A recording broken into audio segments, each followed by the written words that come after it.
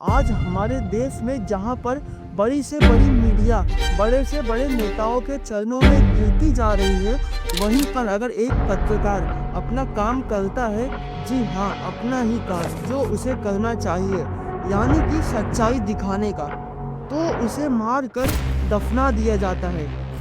मुकेश चंद्राकर जो छत्तीसगढ़ के बीजापुर में रहते हैं, वो अपने दोस्त के साथ एक दिन किसी इवेंट की रिपोर्टिंग करने जा रहे थे और जिस रोड पर वो जा रहे थे उस रोड की हालत उन्हें सही नहीं लगी, क्योंकि उसे बने हुए कुछ ही दिन हुए थे और पूरे 120 करोड़ रुपए लगे थे उस रोड को बनाने के लिए।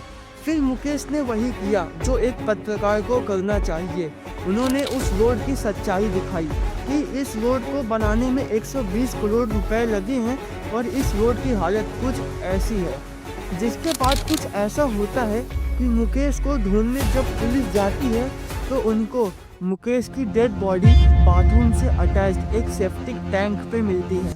उस टैंक को ऊपर से प्लास्टर किया गया था और मुकेश की बॉडी को जब बाहर निकाला गया तो बॉडी की इतनी बुरी हालत थी कि उनके लिवर के 4 टुकड़े हो चुके थे। उनका हार्ट उनके बॉडी से बाहर निकल चुका था और न जाने कितनी हड्डियां टूट चुकी थी। आखिर मुकेश के वीडियो बनाने के बाद ऐसा क्या हुआ कि मुकेश की डेड बॉडी मिलती है और हमारे देश में आज पत्रकारों को काम करने से कैसे रोका जाता है, आइए आज के इस वीडियो में हम समझते हैं।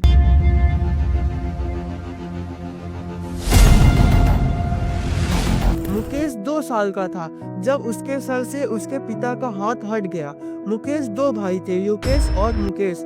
युकेश मुकेश से बड़ा था। दोनों भाइयों की जिम्मेदारी उनकी माँ कौशल्या पर थी।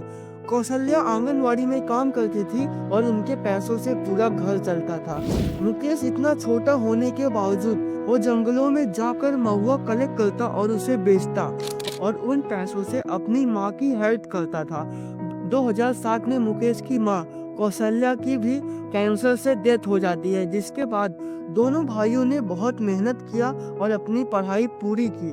आगे चलकर युकेश ने जर्नलिज्म में अपना करियर बनाया और मुकेश युकेश से इंस्पायर्ड होकर उसने भी जर्नलिज्म में अपना करियर बनाने के लिए सोचा।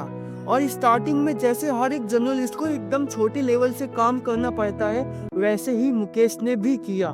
मुकेश ने स्टार्टिंग में सारा समय चैनल, बंसल टीवी और न्यूज़ 18 के लिए काम किया और वो ऐसे ही काम करते गया। और एक समय ऐसा आया कि 2021 में मुकेश ने जर्नलिज्म यूट्यूब पर करने की सोची और एक चैनल बनाया, बस्तर जंक्शन। मुकेश ने बस्तर जंक्शन चैनल पर रिपोर्टिंग करनी शुरू की और वह ऐसी ऐसी जगह रिपोर्टिंग करने जाते जहां पर और लोग जाने से डरते थे, जिसकी वजह से लोगों को उनकी रिपोर्टिंग बहुत ही पसंद आती थी और लोग उनसे जुड़ते गए।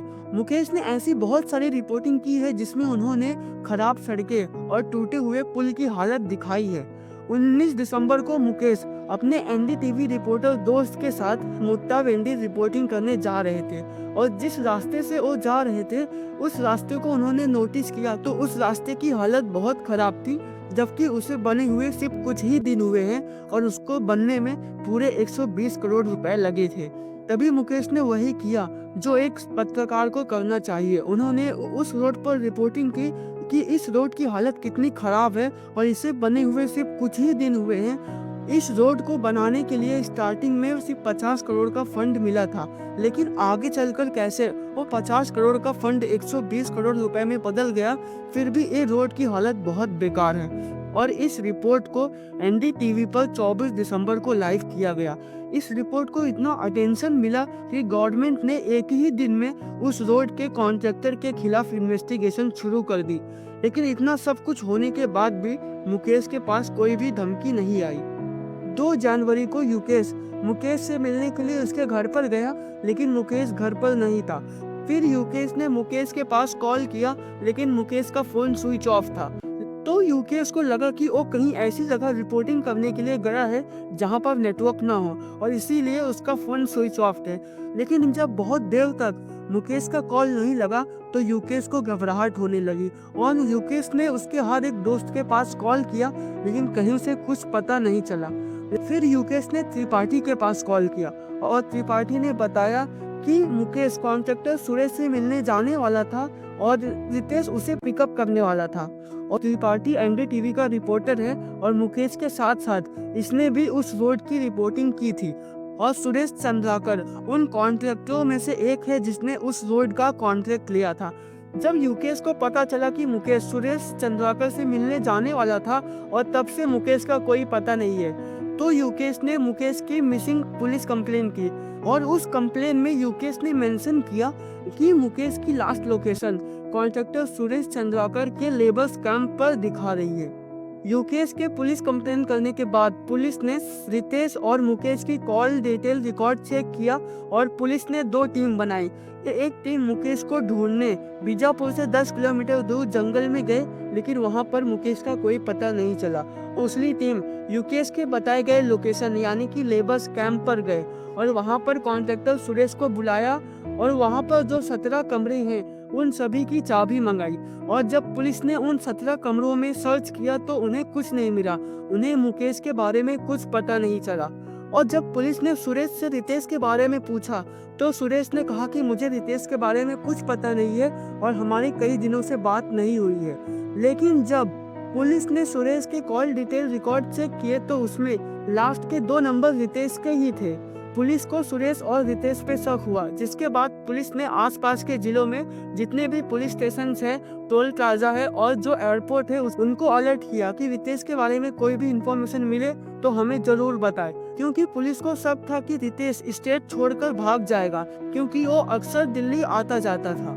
पुलिस के इन्वेस्टिगेशन में जब कोंडागांव का टोल प्लाजा चेक किया गया तो वहां की सीसीटीवी में पता चला कि रितेश ने इस टोल प्लाजा को 8:20 पे सुबह क्रॉस किया था। जब थोड़ा और इन्वेस्टिगेशन किया गया तो ये भी पता चल गया कि रितेश ने हाल ही में 2 जनवरी को सुबह की फ्लाइट की टिकट बुक कराई थी दिल्ली जाने की। एक तरफ पुलिस की एक टीम रितेश का पीछा कर रही थी तो दूसरी तरफ पुलिस के पास अलर्ट आता है कि रितेश के भाई दिनेश की मूवमेंट कैच की गई है। तब पुलिस को शक हुआ कि मुकेश के केस में 1 से ज्यादा लोग इन्वॉल्व हैं और दिनेश को हॉस्पिटल से गिरफ्तार कर लिया गया। और लगातार 3 घंटे की इन्वेस्टिगेशन करने के बाद दिनेश ने पुलिस को बताया कि मुकेश मर चुका है और उसकी बॉडी लेबर्स कैंप के एक टैंक में है और इसमें वहां का सुपरवाइजर महेंद्र राम टेके भी इन्वॉल्व है। दिनेश के बताए गए अनुसार जब पुलिस उस लेबर कैंप पर पहुंची और उन्होंने उस टैंक की खुदाई की तो उसमें मुकेश की डेड बॉडी मिली। और मुकेश की बॉडी इतनी बुरी हालत में थी कि उसके शरीर के कई सारे हड्डियां टूट चुके थे, लिवर के 4 टुकड़े हो गए थे और दिल शरीर से बाहर निकल चुका था। जिसके बाद पुलिस इन्वेस्टिगेशन टीम ने पूरी स्टोरी एक्सप्लेन की कि कैसे 1 जनवरी रात 8 बजे मुकेश और रितेश के फोन पर बात हुई थी, जिसके बाद दोनों कॉन्ट्रैक्टर सुरेश लेबर कैंप पे पहुंचे और वहां पर जो टोटल 17 कमरे थे उनमें से 11 नंबर कमरों में वो खाना खा रहे थे। तभी रितेश और महेंद्र राम टेके ने आयरन रॉड से मुकेश के पीछे से हमला किया, सर पर हमला किया, पेट पर हमला किया और लगातार हमला करते गए जब तक मुकेश की जान नहीं निकल गई। जब मुकेश की जान निकल गई तो वहां पर जो सेप्टिक टैंक था वहां पर दफन कर दिया और ऊपर से प्लास्टर कर दिया ताकि किसी को पता न चले। पुलिस ने कहा कि मर्डर के 1 दिन पहले जो कॉन्ट्रैक्टर सुरेश चंद्रकर है उनके अकाउंट से कई लाख रुपए विड्रॉल किए गए थे। पूरे सबूत मिलने के बाद पुलिस ने चारों आरोपी को गिरफ्तार कर लिया। दिनेश को हॉस्पिटल से, राम टेके को भी, और रितेश जब दिल्ली से वापस आया तो उसे एयरपोर्ट पर ही गिरफ्तार कर लिया। और सुरेश चंद्राकर जो इसका मेन अक्यूज था उसे 2 दिन बाद हैदराबाद में गिरफ्तार किया गया। हमारे देश में ये है कीमत, जब कोई पत्रकार बहुत ईमानदारी से काम करता है, लोगों को एक्सपोज करता है तो उसके साथ ऐसा बर्ताव किया जाता है। ये तो सिर्फ एक ऐसा केस था जो बहुत हाईलाइट हुआ, लेकिन ऐसे कितने सारे केस हैं जो कभी हाईलाइट ही नहीं होते और पत्रकारों की जान चली जाती है। हमारे देश में जहां जर्नलिज्म को 4th पिलर कहा गया है, अब वो पिलर धीरे धीरे टूटते जा रहा है।